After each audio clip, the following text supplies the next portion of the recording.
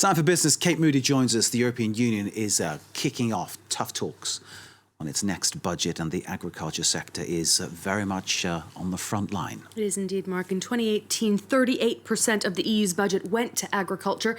Now, though, priorities are shifting, and the bloc's common agricultural policy is facing possible funding cuts.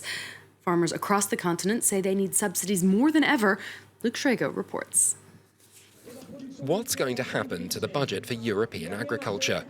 Even as the EU's 27 member states gear up for what are certain to be tumultuous finance talks, the continent's farmers want to be certain they'll still get their slice of the pie. We know that there is no that there is not very fast solutions, but we want to show that we are part of EU, and this is a very important important to have a support for the farmers in the EU. Stretching back nearly 60 years, Europe's common agricultural policy has seen often badly needed subsidies go to farmers across the bloc.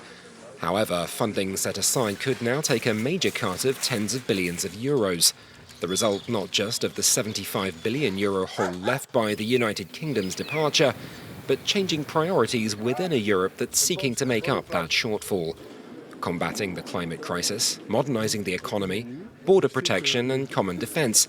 All areas that have been pulled into the foreground in recent years, and the funding has to come from somewhere. It's left already fractious discussions looking downright sour and farmers fretting. It's fine to make agricultural policy greener, but there comes a time when in terms of farming efficiency you reach limits. Farming isn't necessarily environmentally friendly. Member states more reliant on agriculture, such as France, Spain and Poland, have already shown determination to preserve farming subsidies. Just how much support they'll get from other quarters, however, is far less certain. Let's check in on the day's trading action now. Wall Street's retreating sharply from Wednesday's records. Tech stocks among the worst performing. The Nasdaq down 1.5% there. Shares of Morgan Stanley have tumbled 4.5% as it announced a $13 billion deal to buy online platform E-Trade. We're seeing an increase in safe haven investments this week, with gold prices hitting a 7-year high. The major European indices closed lower. We saw the DAX down near about 0.9%, the CAC 40 0.8 there. FTSE 100 fared better as retail sales in the UK picked up in January. More companies are warning investors of the impact of the coronavirus on their business. Air France-KLM says it expects a financial hit of between 150 and 200 million euros by the end of April. The carrier has suspended its flights to mainland China until at least the end of March, a deadline which may be extended further. Flights represent 5.5% of Air France-KLM's passenger traffic. Australia's Qantas Air, meanwhile, expects a hit of around 90 million euros to its results. The airline is cutting back on flights to all of Asia due to a drop in demand. The grounding is the equivalent of 18 planes, with staff being encouraged to take annual leave to reduce the cost to the company.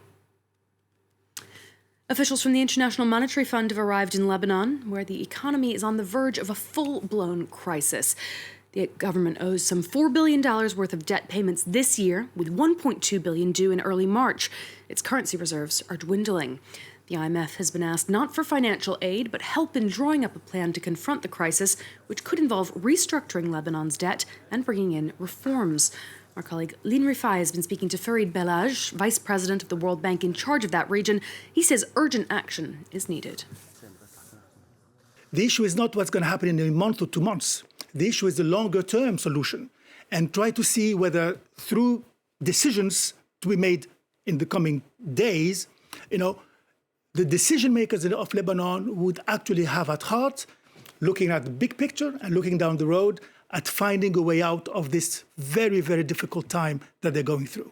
And you can find out more about Lebanon's crisis and how it got there, Mark, in this week's People and Profit. That's on our website now, France24.com. Indeed, I will be going straight to that, of course. We reported extensively on all the machinations of what's going on there. And, of course, it's important to many people in Lebanon and beyond. Kate, thank you very much indeed.